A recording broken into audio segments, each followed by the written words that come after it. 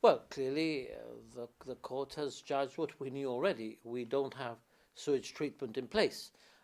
This is something that is being dealt with, and we are making progress on it. But my reaction is take it as a statement of fact.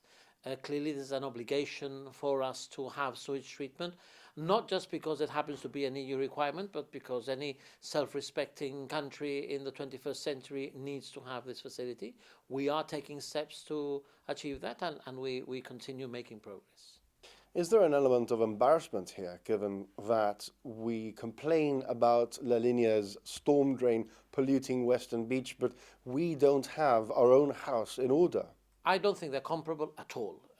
Our sewage, although something we don't want to have and we don't want to do, goes out into the sea. I'm not defending that from an environmental perspective, but it doesn't have the real effect on bathers and on users of the sea right there in an area where there is no significant flow and so on, done at a time when it was already against the law to do it, whereas our sewage works go back over a century. So it's totally incomparable.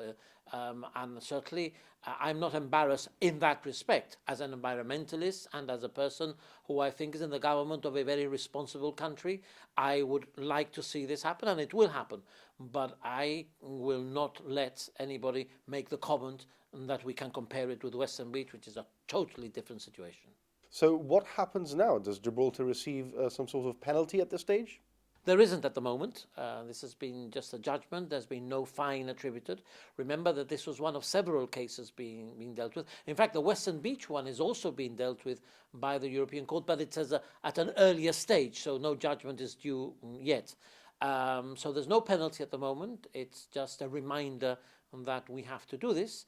And as I say, this is something that we will be dealing with. So then the question is, when is this expected to be completed?